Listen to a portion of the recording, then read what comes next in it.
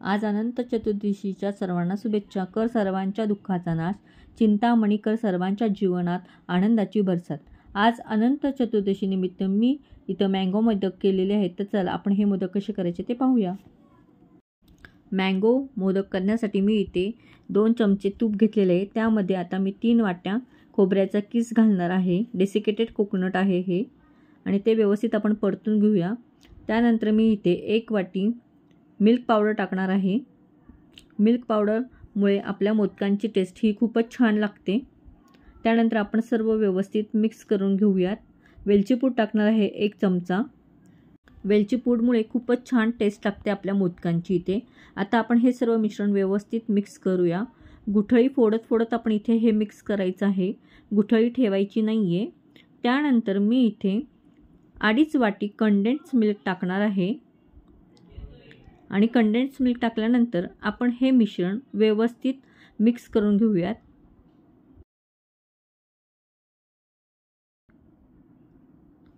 चला तर मग आपण हे व्यवस्थित सगळं मिश्रण मिक्स करूया।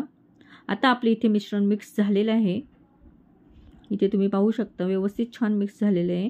आता ह्याच्यामध्ये आपण येलो कलर टाकणार आहे, फूड कलर टाकलेला आहे मी इथे, आणि ह्याच्यामध्ये मी 2 चमचे मँगो क्रश टाकत आहे।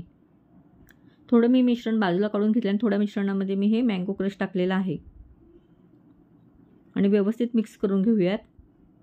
इथे सर्व मिश्रण एकदम छान मिक्स झालेलं आहे, आणि मी इथे स्टफिंगसाठी काजू बदाम ह्याचे काप घेतलेले आहेत, आणि त्यामध्ये थोडा गुलकंद टाकून घेत आहे।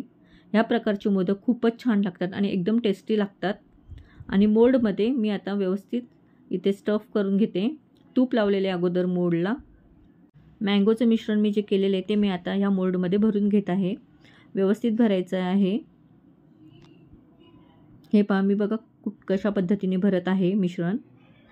व्यवस्थित छानपैकी भरून घ्यायचं आपण, आणि प्रेस करायचं म्हणजे त्याच्या कळ्या खूप छान दिसतात। आणि मध्यभागी थोडंसं असं खड्डा करत आहे, आणि त्यामध्ये मी आता आपलं हे जे स्टफिंग आहे ते त्याच्यामध्ये भरून घेत आहे। हे बघा तुम्ही इथे पाहू शकता आपले आता इथे मोदक तयार झालेला आहे। खूपच छान असा मोदक दिसतो मँगो मोदक, आणि लागतो सुद्धा टेस्टी।